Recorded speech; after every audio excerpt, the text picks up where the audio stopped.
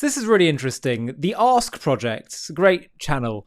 They ask Israelis and Palestinians, or really Arabs as they need to start being called, because that's the truth of the situation, but let's not go into that now. They ask them their thoughts on the conflict and all kinds of issues around it. And there's no kind of clarity that compares to simply asking the people on the ground what their views are. That tells you everything you need to know. And here the Arabs are asked in the Palestinian-controlled territories what their views are about Israelis, about Jews, and why is it that it's safe for Arabs to live in Israeli territories, but it's not safe for Jews in Palestinian-controlled territories? Have a watch of their responses.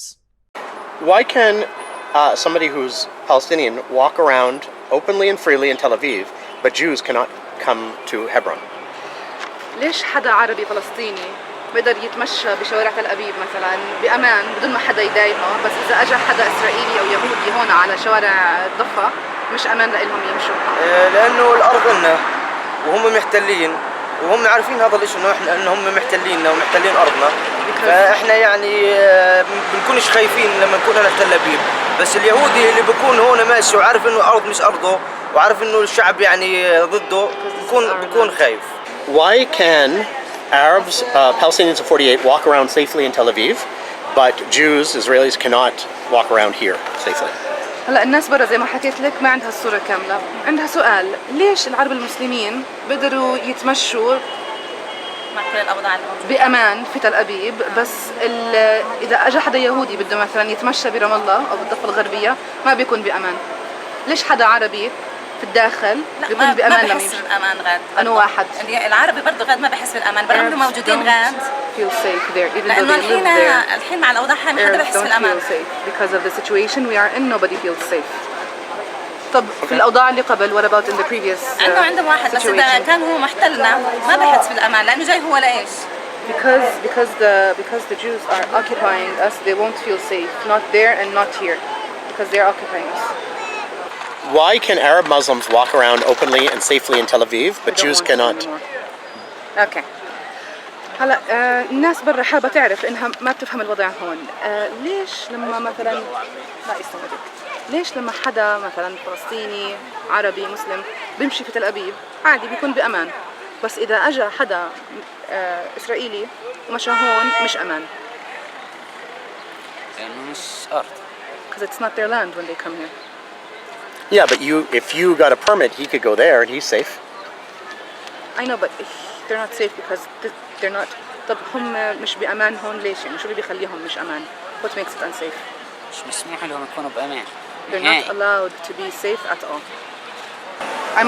Why can Arab Muslims walk openly and safely in Tel Aviv, but Jews can't walk around Nablus or Ramallah? الناس برا مش فاهمة حياتنا وكيف الوضع هون، فبيسألوا ليش مثلا إذا في واحد مسلم عربي فلسطيني بده يمشي بتل أبيب بيمشي عادي بحرية وبأمان، بس إذا أجى واحد إسرائيلي هون بده يمشي برام الله مش أمان عليه. تقدر تشرحي لنا ليش؟ Can you explain to us why؟ برأيك ليش إحنا أمان نمشي هناك هم مش أمان يمشوا هون؟ مين قال لك إنه إحنا أمان نمشي هناك مش أمان؟ Who told you it's safe for us to walk over there? It's not safe for a Muslim Palestinian to walk in Tel Aviv.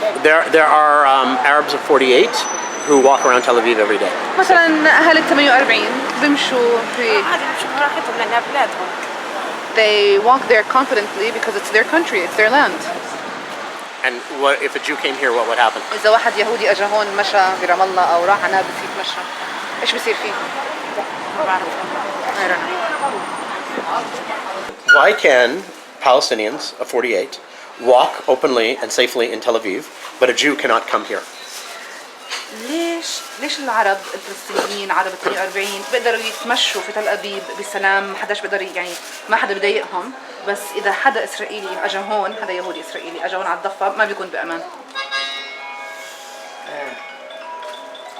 مش عارف. لأن المستوطن أو اليهودي بيقتل الفلسطيني، أما الفلسطيني اللي بيكون يعني من عرب الداخل جوا ما بيأذيش حدا، مش أما اليهودي أو المستوطن ممكن في أي لحظة يطخني أو يقتلني، ففيش عليه أمان عندنا. فمش زينا احنا يعني زي عرب الداخل لما جوا يعني ما بقدوش زي المستوطنين. انا عندي المستوطن هان جاي محتل ارضي محتل داري، فكيف بدي اياه يجي يمرق عندي هنا ويتجول عندي واطلع عليه بسلام وكأنه فيش شيء. اما عرب الداخل جوا هم محتلين برضه، بس هم بيتجولوا لانهم اصحاب الارض واصحاب الشارع واصحاب المنطقه كلها.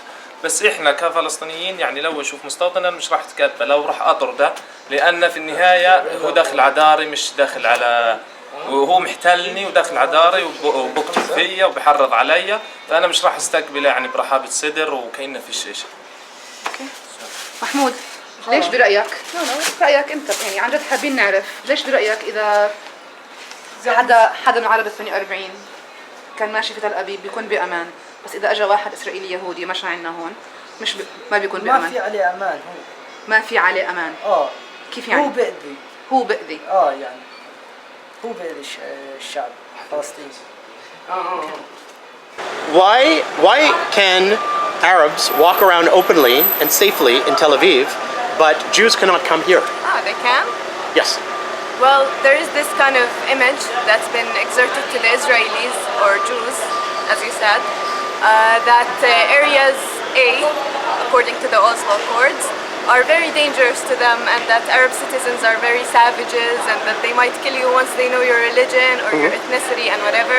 And so, to hold their safety, their very dear safety, the Israeli government doesn't allow them, or it's illegal in the Israeli That's true. law. There are big red signs that Yes, say on the entrance of Israelis are not area. allowed in here. Yes. Yeah, but in Tel Aviv, it's not exactly also safe for us. Once the Israelis notice that you're Arab or that you're Palestinian, once they hear you speak a different dialect of Hebrew or they hear you speak Arabic, you're gonna start to notice signs of discrimination, violence, maybe stores won't let you buy stuff. But I think it's because there are more Arabs in the 1948 areas that live there, which kind of made it kind of, adaptable for Israelis to, see us there. Plus, it is our land after all, so it should be safe for us. Meaning in Tel Aviv. Yeah. Okay. But if an Israeli Jew came here, what would happen? First of all, I think people are not really gonna notice them, and the Palestinian authorities would be alerted to the situation, so they won't spend here more than 16 minutes, 15. Okay. So So if somebody comes in and they're wearing the cap on their head, the yeah, kippah, it happened. It doesn't really affect anything. and nobody will do anything? Nope, not really. I mean, I live in an area that is literally on the entrance of a settlement, and settlers all the time just come in, buy groceries, buy vegetables, now. fruits. Yeah. Until Even now, after which is- 7th of October. Exactly, we're in 2025 right Yeah. now. So it's kind of regular for them now. Okay. Why can Arab Muslims walk around openly and safely in Tel Aviv, but Jews cannot come here? هلا الناس انه ليش بيمشوا في تل ابيب يعني؟ ليش بيقدر حدا عربي مسلم يمشي في تل ابيب بامان، بس اذا حدا يهودي اجى يمشي عنا هون مش امان لنا؟ احنا امان. هون امان مش امان؟ امان في اسرائيل اجمالا ما فيش امان. بس اذا العربي راح جوا العربي راح جوا فيش امان. So ان it's كان not معاه safe. تصريح او بدون تصريح. It's not safe for an Arab to go there if they had a permit or if they didn't have a permit. لانه اذا حتى لو مسكوا اليهودي او الشرطي ممكن يسوي له مشكله حتى لو معاه تصريح يعني بتبلاه على شيء catches مش موجود. the Arab or Palestinian with a permit or without a permit, or if the policeman catches the Arab or Palestinian with a permit or without a permit, then the Arab or Palestinian will have a problem. Yeah, but that's only for you guys in the West Bank. There are 2 million. There are 2 million Palestinians in 48 lands. ضفة بس إذا حدا من عرب الداخل لا عرب الداخل ليش عرب الداخل بيقدروا يمشوا في إسرائيل بأمان، بس إذا أجى حدا إذا أجى يهودي إسرائيلي هون مش ما بيكون بأمان. بالنسبه لعرب الداخل هم اجمالا هم هويات. في لهم هويه في مصرح لهم يروحوا وين ما So it's بدهم. because they can legally be there because they have Israeli IDs. Yes, but why can't a Jew come here? طب ليش إذا حدا يعني يهودي بده يجي هون يتمشى يتسوق ما هو شوفي مش أمان عليه؟ جوا في سياسه مسويه انه اذا انت اليهودي بدك تيجي هان على الضفه بدك تعرف انه انت هذول العرب خطريه والمناطق اللي بدك تروحها دينجر فيها دينجر فباخذوا فكره غلط عنه. هل هاي صح ولا مش صح الفكرة؟ هذا صح. هاي صح الفكرة إنه إذا جو هون مش بأمان. So بس هي إجمالا هنا أمان يعني ما فيش شيء اللي يسووه. So there's a notion or there's a belief inside Israel that if an Israeli Jew came here, it's dangerous. Is it dangerous? I said yes, but generally it's safe. It's safe. If you saw someone with a kippah, في يهود كثير أصلا بيجوا هنا على فكرة والعرب هنا بتعرف إيش إنهم Many يهود. Jews come here and the Arabs don't know about it. yes, but if you saw a Jew wearing a kippah or dressed like a Jew, what would happen to him? طب إذا في حدا كان يعني لابس زي اليهود لابس الطاقية اللي بتحطوها متدينين شو بصير فيه إذا أجى عبت لحمه مشى؟ ولا شيء ولا واحد بيقدر يحكي معه. Nobody can talk to him. Nothing would happen. لأنه كلمة فيها شو بيسوي برفع تلفون على الشرطة بيجي. Because the least thing that Jew can do is just pick up the phone and call his police or their police. بعدين تيمين حاصرة قريبة كل شيء قريب. And as you can see, it's all surrounded by the Jews. So there you have it. There's a huge amount of ignorance.